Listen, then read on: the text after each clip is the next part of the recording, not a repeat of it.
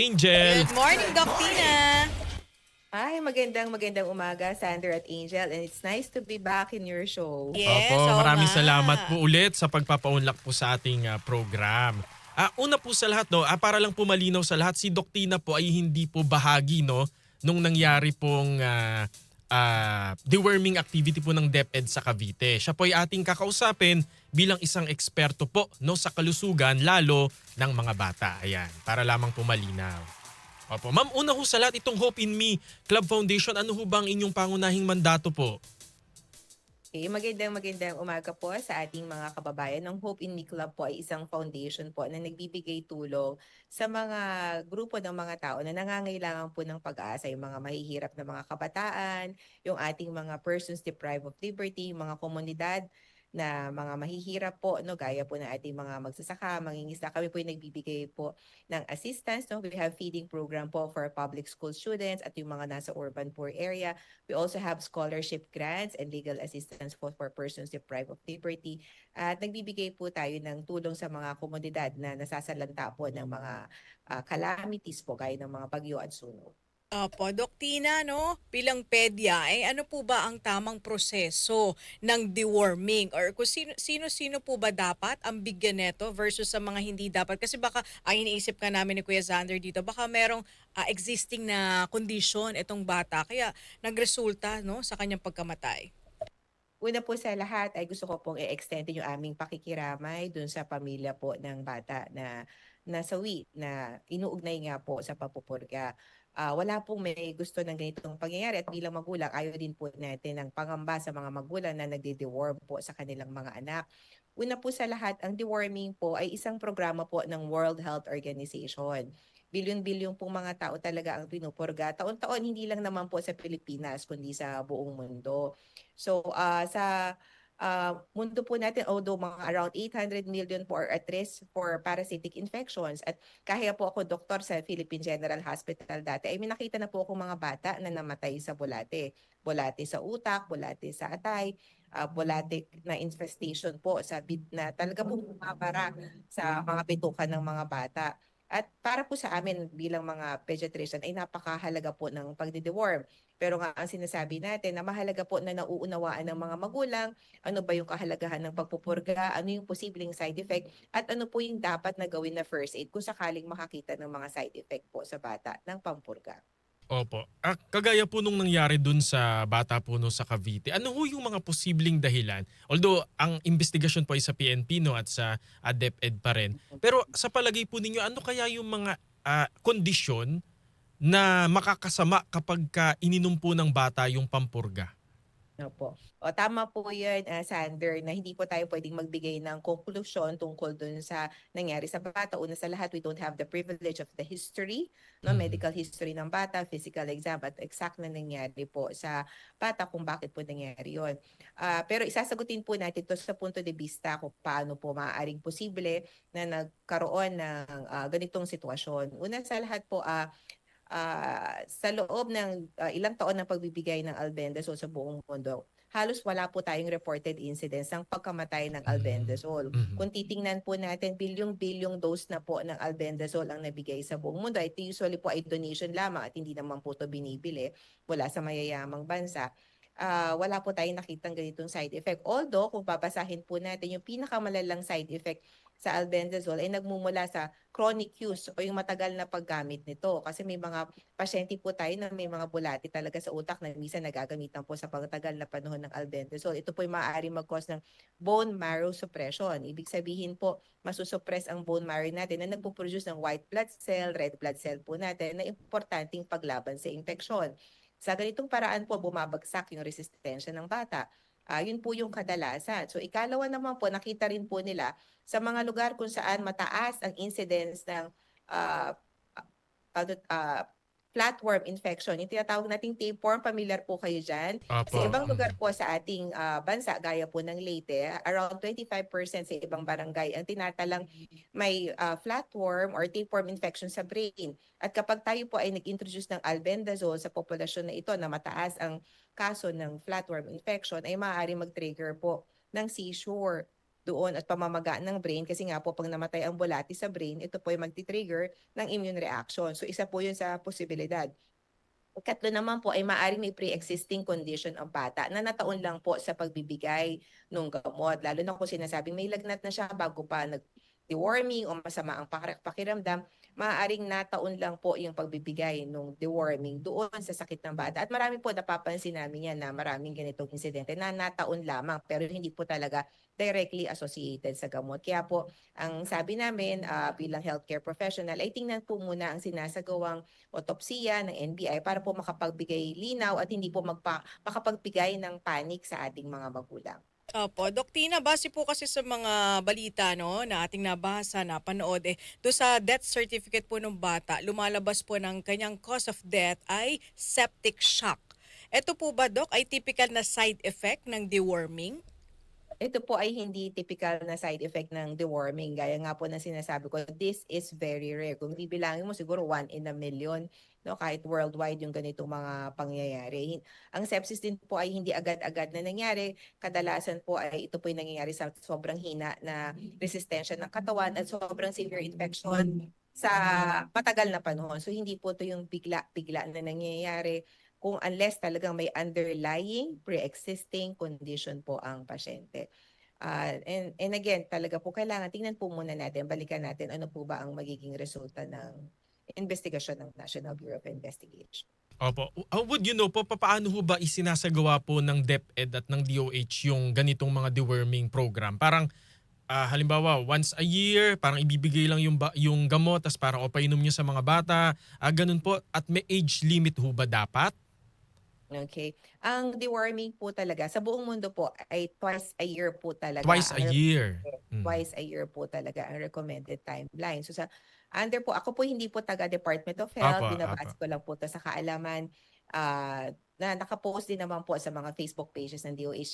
Ito ay ginagawa tuwing January at July kasi nga po 6 na buwan po ang pagitan. So ito po ay ginagawa ng ilang dekada na po ng ating Department of Health. Hindi lang po sa Pilipinas, sa Mhm, buong mundo mhm. po ito ginagawa. Actually po, sa ibang bahagi ng mundo, ang albendazole po ay available na non-prescription drug. Ibig sabihin, pwede Oh, mo siyang bilhin ng walang reseta. Sa maraming bansa sa Latin America, sa Asia, sa Southeast Asia, sa Africa, kung saan napakadaming bulate. Kahit po walang reseta ng doktor, ay maaari po itong bilhin. Kasi nga po, ito po ay generally safe at safe. ligtas po. Mm. Oh, so lalo na po doon sa talagang sobrang daming bulating lugar, ito po ay talagang available po kahit saan. Pero sa ating programa sa programa ng Department of Health, every 6 months po, ginagawa po nila ang deworming or mass drug distribution or dun sa mga schools kasi mas madaling area po ito para bigyan dahil sila po ang target. 2 to 12 years old po ang target ng Department of Health. Ito po ay kailangan may kaukulang consent ng mga magulang at wala din ah, ang ang sinasabi ko lang din naman po sa Department of Health at sa DepEd ay dapat talaga may masusing edukasyon sa mga magulang bago magsimula ng any program. At lagi po ako nag-advocate ng nurse or doctor for every school na hanggang ngayon po ay hindi natin nakikita. Hindi lang naman po to sa issue ng pagpurga. Napakadami pong health concerns ng mga bata. Gaya po namin sa Hope in Me Club, we screen for visual disorder, kung yung mga batang hindi nakakabasa dahil pala malabo ang mata o hindi nakakarinig, we also try to provide po hearing aids for children kasi ito po yung mga barriers to learning. So hindi lang po pagpurga dapat ang magiging concern sa isang paaralan at hindi rin po dapat pinapasa sa mga guro ang health assessment ng mga bata. May sapat po na budget para mabigyan po ng karapatang doktor at nurses ang bawat pampublikong paaralan. So dapat po, siguro ang dapat matutunan po natin na take home message na nangyari na to ay dapat panahon na magbigay ng tamang health services po sa bawat pampublikong paaralan sa ating bansa. Okay, Doc Tina, siguro ito parang reminder na lamang po sa ating mga teachers, sa mga magulang. Halimbawa, yung bata ay may lagnat nakaschedule yung kanilang deworming. Mm. So, dapat hindi siya isa-ilalim sa deworming activity. Okay. Ang kontraindikasyon po talaga sa pagdi-deworming yung mataas na lagnat. At kung may mataas naman na lagnat ang bata, dapat hindi po yan pinapapasok sa eskwela. Right. 'Di ba po? So dapat talaga exempted na po siya sa pagpupurga. Ikalawa, kung may mga renal failure, kidney failure, liver failure, history ng mga leukemia or aplastic anemia sa mga bata, at severe allergic reaction dati sa pampurga, ay hindi na po maaaring papurgahin. Pero po in general population na may simpleng sipon, okay lang naman po talaga magpurga kung ibabase po natin ito sa datos safety profile po ng gamot across the world. Opo. Meron ho bang, parang 'di ba nangyari po ito, ah, mare-recommend niyo ba na dapat meron munang, kumbaga check-up, parang triage po na dapat gawin sa mga estudyanteng pupurgahin? Na parang may kailangan ba may blood test, yung mga gano'n po or hindi naman po kailangan? Generally po hindi. Gaya nga po ng sinabi ko, sa napakaraming bansa sa buong mundo, ito po yung over the counter. Kahit sino po ay maaaring bumili sa mga butika kahit wala pong reseta ng doktor kasi it is considered generally safe po siya. Pero syempre po, ang binibigyang diin natin to dahil ito ay programa ng Department of Health ay mas masusi siguro po pa rin na edukasyon sa mga parents para alam po nila ano po yung expected nila na mararanasan ng bata at ano po yung dapat na gawin para po hindi rin nagdudulot po ng panic at false medical misconception kasi po Opo. maaapektuhan po ang mahalagang programa ng Department of Health na para sa kalusugan ng mga bata kung magkakaroon po tayo ng mga false misconception. Opo, Doc Tina, base po doon sa salaysay nung nanay, nung biktima na namatay po, ang sinasabi kasi niya, pag uwi daw nung kanyang anak, parang matamlay, nahihilo, nagsusuka. So ano po ang dapat gawin ng mga magulang right after sumalang nung kanilang anak sa deworming activity, tapos napansin nila na ganito po ang kinikilos? Okay. Actually, worldwide, marami naman po talagang reported incidents ng abdominal pain. Siyempre, kung may bulate po at namatay yung bulate pagkainom ng albendazole, sasakit po ang tiyan. Yung mga expected na reaction. Dizziness or pagkahilo ay headache ay also expected na side effect. Pag may ganyan pong side effect, nararapat po na dalin agad sa pinakamalapit na doktor o emergency room kasi nga po para po ma-hydrate. Bisan po dehydration mas lumalala, 'di ba? Kapag suka ng suka ang bata at hindi naagapan agad, maaaring yun pa ang magdulot ng pinsala sa mga bata. And then there again we go sa kakulangan ng medical system sa Pilipinas. Kung kayo ngayon nakatira sa napakalayong Mm. bayan sa taas ng Mm. bundok, nag-deworm, may ganitong side effect pero wala namang maayos na health center, klinika or ospital sa mga lugar nyo, paano, saan nga ba tatakbo ang ating mamamayan? So again, kalampagin po natin ng ating national government, magbigay ng more health centers, magbigay ng more ospital sa bawat pamayanan. Kasi again, hindi naman po trabaho din ng guro at hindi, wala po sa kanyang saklaw ng training at kakayahan ang pagbibigay ng medical aid sa kanyang mga mag-aaral. Opo. Ma'am, anong kaibahan nitong albendazole dun po sa ivermectin? Magkaiba po yan. Usually po hindi natin ginagamit yan sa mga bata. For routine deworming sa masses, we usually use albendazole at yung isa po yung mebendazole. So yun po yung commonly used for mass deworming across the world. So again, sabi ko nga po, bilyong-bilyong doses na po ang binigay nito sa buong mundo at napakadalang po.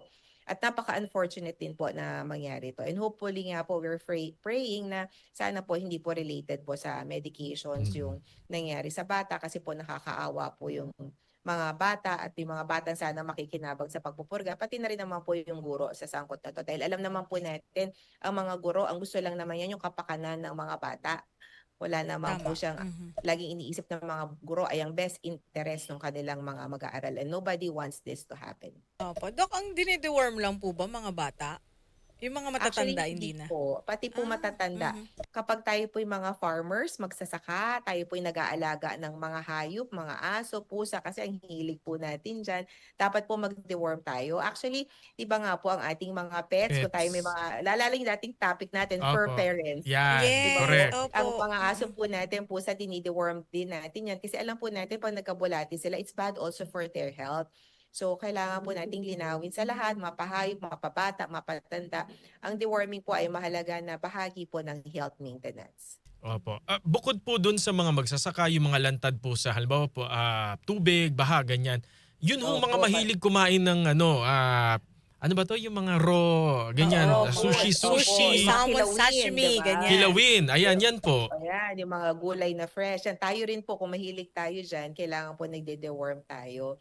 Kasi po it may cause malnutrition, intestinal obstruction, liver parasites, brain parasites can also enter our yung ating system natin. Opo, kahit pala gulay na Oo. hindi luto, no? Opo, ayun. Opo. Dok, Tina, siguro mensahe na lamang po, especially sa mga magulang na natatakot ngayon kasi baka magkaroon ng epekto, 'di ba? Baka Oo, sabihin nila, ay imbis na mm. makagaling pa sa anak ko, lalo pa mapahamak. Ano po ang inyong mensahe sa mga magulang na nag-aalinlangan na ngayon sa mga proyekto po ng pamahalaan, especially sa pagbabakuna at mga deworming activity? Okay. Sa mga magulang, bilang isang doktor at bilang isang ina, nauunawaan ko po yung inyong pag-aalinlangan po sa nangyari po na ito. Pero ang hinihiling ko po sa ating lahat ngayon ay buksan po ang ating puso at ating isipan kung para saan po ba talaga ginagawa natin ang mga health interventions na ito. Kami pong mga doktor, mga guro, lagi pong ang best interest ng mga bata po ang nasa aming isip. Hindi po kami gagawa ng mga programa o hakbangin na makakasama po sa inyong mga anak. Kung may ganito pang pangyayari, this usually are isolated cases dahil po sa buong mundo, kahit po tingnan po natin, magaling naman po tayong mag-chat AI, chat GPT at Meta Correct. AI, mapapatunayan po natin ang magandang safety profile ng deworming sa ating mga bata. Siguro po para sa ating lahat, mas bigyan po din natin ng pansin yung education at health services sa ating bansa dahil sa ganitong paraan ay magkakaroon po tayo ng mas magandang outcome mula po sa nangyari. Ito na magising po tayo sa lahat na hindi lang po deworming, maraming programa, maraming pangangailangan ng mga bata na mas dapat po tuunan ng pansin ng gobyerno at pagbigay ng pondo po sa tamang paraan ng health assessment at pangangalaga sa kalusugan ng bawat kabataan sa bawat pampublikong paaralan sa ating bansa. Opo. At ma'am, baka meron ho kayong mga events po, upcoming events sa Hope in Me Club Foundation, or kung meron pong gustong makipag-reach out po sa inyo, saan po pwede kayong makontak? Maaari niyo po kaming makontak sa aking page, Doc Tina, or sa aming Facebook page, Hope in Me Club. Sa ngayon po ay we are feeding 200 children daily in 2 kitchens of hope. Ito po ay para mabigyan ng mga pag-asa na magstay sa school nila at ma-encourage po silang mas mag-aral mabuti. Meron din po kaming gaganapin na free 2D echo para po sa lahat ng mga bata na may sakit sa puso. Oh, Alam ko po napakamahal ng 2D mahal echo. yun, Kaya po ma'am Mahal sobrang yun. mahal po. Nakipagtulungan po kami sa isang organisasyon, Jaden and Friends, sa kanila po mga pediatric cardiologists para po makapagbigay ng libreng 2D echo po sa mga bata. Ito po ay gaganapin sa July 29 sa Health Index Mambog, Bacoor, Cavite. At meron din po kaming Hope Scholarship. So mag-antay po kayo dahil every 2 weeks po we are giving out slots to mga state university students na gusto pong makapagpatuloy ng kanilang pag-aaral. At sa mga may naman po dyan, mga gusto mag-donate po ng school supplies, umiikot po kami sa mga paaralan para makapagbigay po ng mga school supplies para po sa mga kabataan. Opo. Dapat pala ma'am kayo ang in-appoint na bagong Oo, DOH health secretary. Kasi, hindi, joke lang oh. Wag na po kayong mag-comment. Thank you, Maraming Doc Tina. salamat po, Doc Tina, as always. Maraming salamat po. Nakausap po natin si Doktora Maria Cristina Alberto, si Doc Tina po, no?